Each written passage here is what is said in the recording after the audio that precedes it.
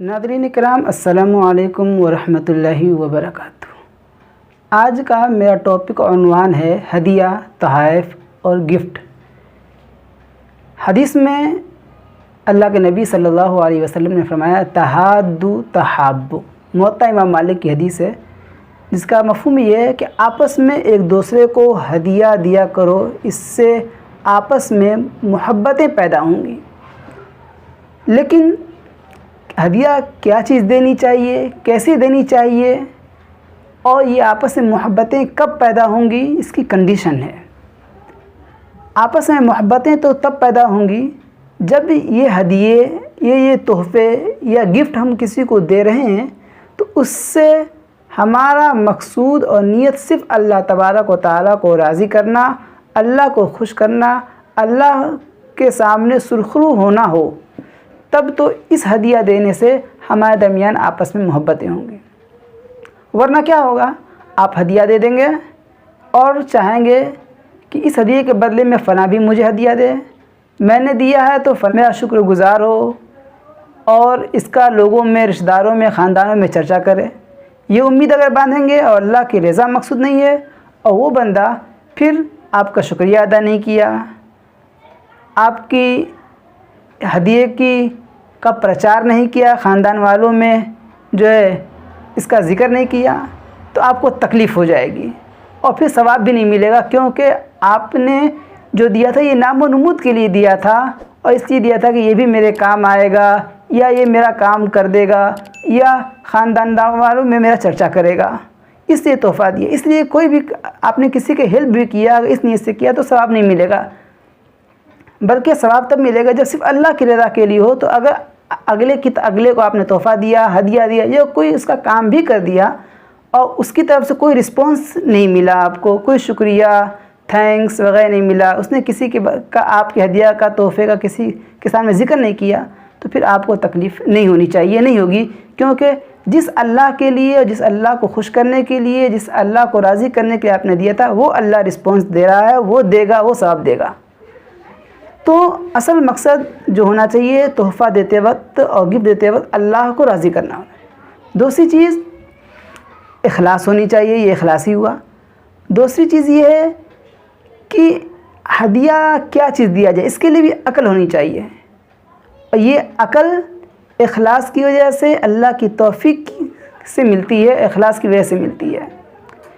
आजकल जो है तोहफ़े ने, हम किसी को गिफ्ट देते हैं, तोहफ़ा देते हैं तो रस्म के एतबार से देते हैं कि रस्म क्या चल रही है,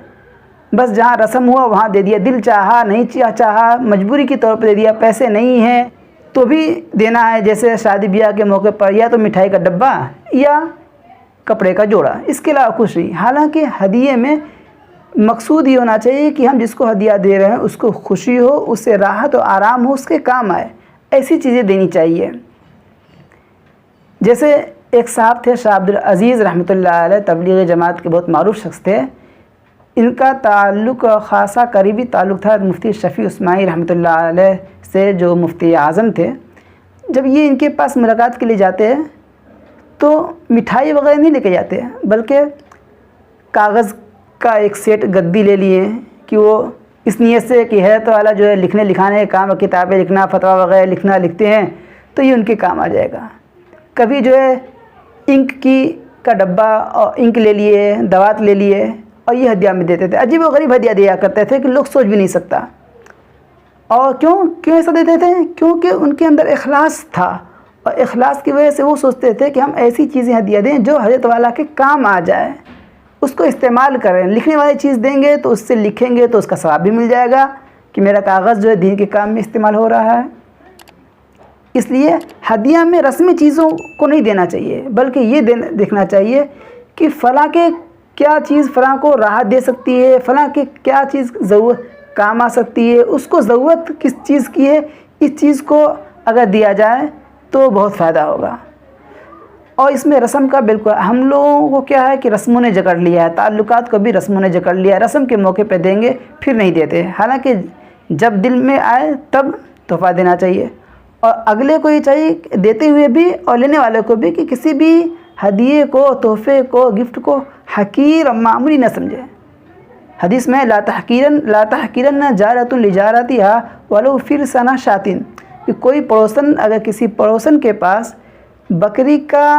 پایا بھی بھجوائے، اس وقت بہت معمولی چیز سمجھی جاتی تھی، اس لیے کہ وہاں اس وقت تو ہزار درہم، 200 درہم، 10,000 دینار یہ لوگ ہدیہ بیچتے تھے، تو اس کے مقابلے میں بہت معمولی چیز تھی صحابہ کے زمانے میں۔ تو فرمایا اللہ کے نبی نے کہ اس کو حقیر مت سمجھو، کیوں؟ کیونکہ بھیجنے والے کے جذبے کو دیکھو، اس کی محبت کو دیکھو، جس جذبے اور محبت کے ساتھ دیا ہے، کیونکہ اچھے جذبے، اخلاص اور محبت کے ساتھ دیا ہوا معمولی ہدیہ بھی دے گا تو اس میں برکت ہوگی، اس میں نور ہوگا۔ لیکن بڑا سے بڑا ہدیہ، قیمتی سے قیمتی ہدیہ دیا جائے لیکن اس میں ریا ہو، دکھلاوا ہو، نام و نمود ہو، ہماری شہرت ہو، ہماری واہوائی ہو، اگر یہ مقصود اس مقصود سے دیا جا رہا ہے تو پھر اس ہدیے میں برکت نہیں ہوتی، اس ہدیے سے محبت نہیں بڑھتی اور اس ہدیے میں نور نہیں ہوتا۔ اس لیے آدمی کو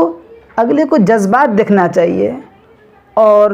یہاں بھی جذبات کہ جس کے اندر اخلاص ہوگا نا، جو اللہ کے لیے دے رہا ہوگا، اللہ کو رضا کرنے کے لیے، وہ بہت بڑی بڑی چیزیں نہیں سوچے گا، بلکہ دیکھے گا کہ فلاں کو ہم ہدیہ دے، اس کی ضرورت کی کیا چیز ہے، اس سے کیا چیز کام آ جائے۔ بعض لوگ رسموں میں ہدیہ دے دیتے ہیں، ایسی چیزیں اگلے کو دے دیتے ہیں کہ وہ اس کو استعمال ہی نہیں کرتا ہے، وہ اسے پسند ہی نہیں ہے، تو لاچاری طور پر جو ہے اسے وہ دوسرے کو دینا پڑتا ہے یا رکھے رکھے خراب ہو جاتی ہے۔ تو ہدیے کو حقیر نہ سمجھیں، اور رسمی اعتبار سے، رسم کے پابند سے ہٹ کر اور رسمی پابندیوں سے ہٹ کر اگلے کی ضرورت کو